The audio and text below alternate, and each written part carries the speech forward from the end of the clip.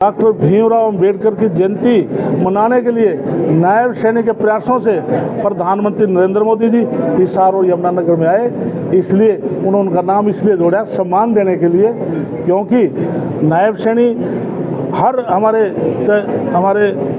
भगवान महर्षि वाल्मीकि है, संत कबीरदास जी हैं, हमारे डॉक्टर भीमराव अंबेडकर की जयंती है। हमारे समाज में हमारे जो भी सर्व समाज के जो हमारे पूर्वज हैं, हमारे महान नेता हैं, उन सब की जयंती सरकारी तौर पर मनाने के लिए माननीय मनोहर लाल जी ने फैसला किया था।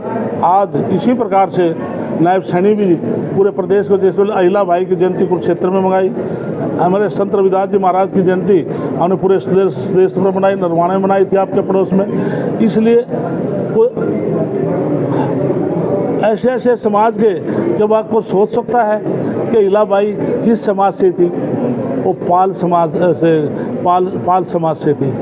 इसी प्रकार से हमारी अहिला बाई के अलावा कितने कैसे हमारे वो हैं संत गुरुओं जिनकी रैलियाँ सम्मान पूरे प्रदेश का करके के नायब सैनिक ने या मनोहर लाल जी ने नहीं किया।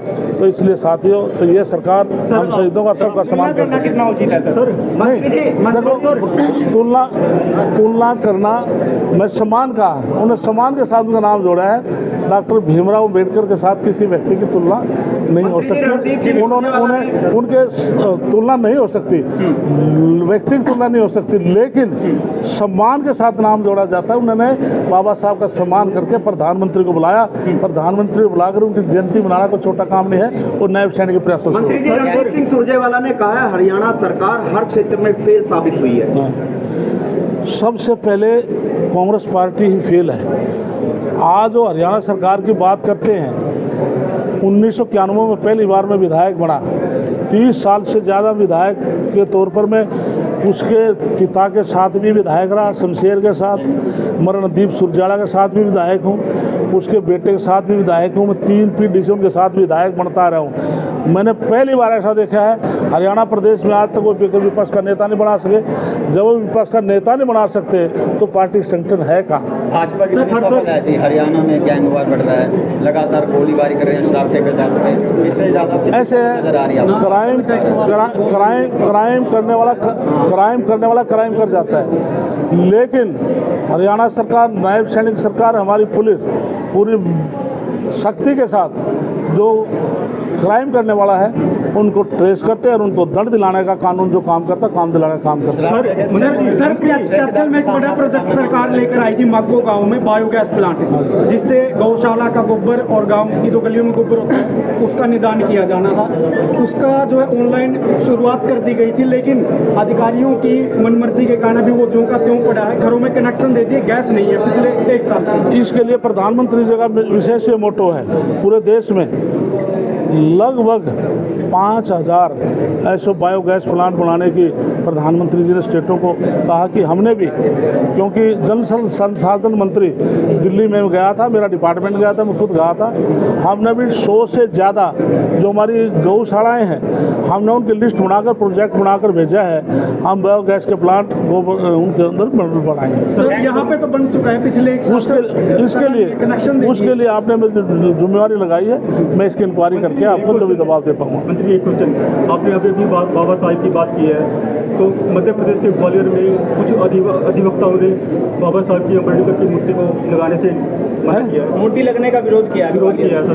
ऐसे है, जबकि चीफ जस्टिस ने ऑर्डर दे दिया। ऐसे देश का, मैं कहता कोई नागरिक ऐसा सब्सिडी देने की बात कही है, तो व्यवसायियों के लिए सब्सिडी में क्या है? अभी आपने जो रेजिडेंशियल पे सब्सिडी की बात करी है सोलर के लिए, तो व्यवसायी भाइयों के लिए इसमें क्या है? इसके लिए चाहे व्यापारी भाई है, आम जनरल व्यक्ति है, कोई भी व्यक्ति है, प्रधानमंत्री जी का मोटो ये है, जो गरीब आदमी है, जो बिल भरने में समर्थ है, उसको सहायता दी जाए। लेकिन मध्यम वर्ग का व्यक्ति 3 किलोवाट तक भी वो कनेक्शन लेगा सोलर का, तो उसको 78,000 रुपये सब्सिडी दी जाएगी। क्योंकि व्यापारी वर्ग है या सामर्थ्य जो लोग हैं वो बिल भर सकते हैं। ये केवल गरीब और मध्यम वर्ग के व्यक्ति को ऊपर उठाने की बात की थी। धन्यवाद। तो साथियों, आज की जो मेरा प्रोफेशनल जो मीट थी उसमें आज के हमारे विशेष तौर से प्रोफेसर, डॉक्टर, एडवोकेट, व्यापारी और हमारे प्रकोष्ठ के जो महिला प्रकोष्ठ था, युवा प्रकोष्ठ था, सभी प्रकोष्ठ के हमारे पदाधिकारी भी थे और लोग भी आए हैं। मैंने सारी बातें आपके सामने एक एक करके कही हैं कि जब 2014 में प्रधानमंत्री नरेंद्र मोदी जी ने जब कुर्सी संभाली थी तो आर्थिक दृष्टि से देश की हालात बड़ी ख़राब थी। हम 11वें स्थान, पहले 14वें स्थान पर, तो फिर 11वें स्थान पर आए, लेकिन आज आर्थिक दृष्टि से हम 14वें स्थान पर हैं। इसलिए आज हम चाहे व्यापारी वर्ग है, चाहे हमारे खिलाड़ी हैं, किसान वर्ग है, गरीब कल्याण योजनाएं हैं, जैसे कोरोना काल का हम जिक्र करें तो 200 करोड़ लोगों को फ्री वैक्सीन देने का काम किया और हिंदुस्तान की वैक्सीन दूसरे देशों में भेजी और 81 करोड़ ऐसे गरीब परिवार हैं पूरे देश में जिनको 5 साल फ्री अनाज दिया, 5 साल की फिर गारंटी दी। ऐसे प्रधानमंत्री नरेंद्र मोदी जी ने और नायब सैनिक सरकार आज प्रदेश के अंदर हमारे इतना अच्छा काम करे। हमारे किसान जो वर्ग है, क्योंकि किसान अन्नदाता है, किसान खुश है तो पूरा प्रदेश को हमारा खुश है, क्योंकि यदि किसान के पास फसल होगी, मार्केट में आएगी, मार्केट में भी अच्छा काम उठेगा।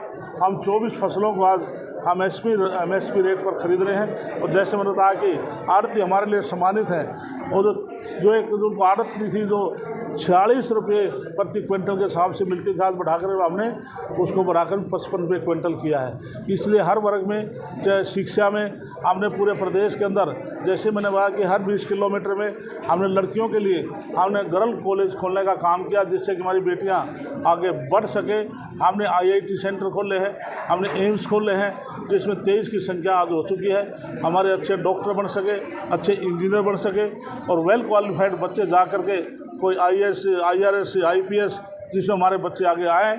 और महिलाओं के लिए जो प्रधानमंत्री ने काम किया, जिस प्रकार से उन्होंने 33% आरक्षण लोकसभा और विधानसभा में दिया है, जो देश बनने के बाद आज तक कोई सरकार उस कानून को पास नहीं कर पाई थी मेजोरिटी में, वो हमने किया है। इसी प्रकार से 50% हमने, चाहे पंचायती राज है या शहरी निकाय है, हम सब में महिलाओं को हमने 50% से भी ज़्यादा हमने आरक्षण दिया है। अब 34 हमारे 35 स्थानों पर नगर निगम, नगर परिषद, नगर पालिका के चुनाव हुए, उसमें हम महिलाओं की संख्या देखेंगे तो आप 50% की बजाय 65% महिलाएं चुनकर आई हैं।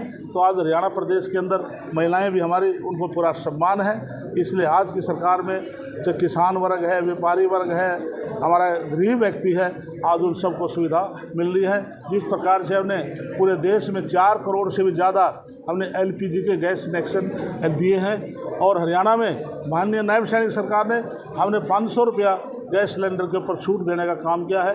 हर घर में 11.5 करोड़ पूरे देश में घरों में नल से जल दिया गया है, जिसमें हम चाहते हैं कि शुद्ध पीने के लिए शुद्ध पानी मिले और इसी प्रकार से हमने हर उस पर हमने काम किया है। स्टाम्प ड्यूटी में से कुछ % पंचायतों को देने का प्रावधान किया क्या? गया। स्टाम्प ड्यूटी में से कुछ % पंचायतों को, हाँ, उसके लिए आज बयान आया है, तो उसके लिए माननीय मुख्यमंत्री जी ने पंचायत मजबूत हो, उसमें हमने 0.5 इस तय करें। हमने पंचायत समिति, ब्लॉक समिति, जिला परिषद को हम देंगे जिससे मजबूत करें। आपने अच्छा मेरे डिपार्टमेंट की बात कर ली, तो मेरे पास पंचायत डेवलपमेंट और माइनिंग और जियोलॉजी डिपार्टमेंट है। इसलिए पंचायत डिपार्टमेंट ने हमने सबसे पहले फैसला किया कि 6225 पंचायत हरियाणा प्रदेश में है। हमने हर गाँव में हमने अटल ई-लाइब्रेरी हम खोलने जा रहे हैं। उसका फ़ायदा होगा, हमारे बेटियां वहाँ बैठ कर के लाइब्रेरी के अंदर बुक्स पढ़ेंगी, कंपटीशन की तैयारी करेंगी। और हुड्डा सरकार में 86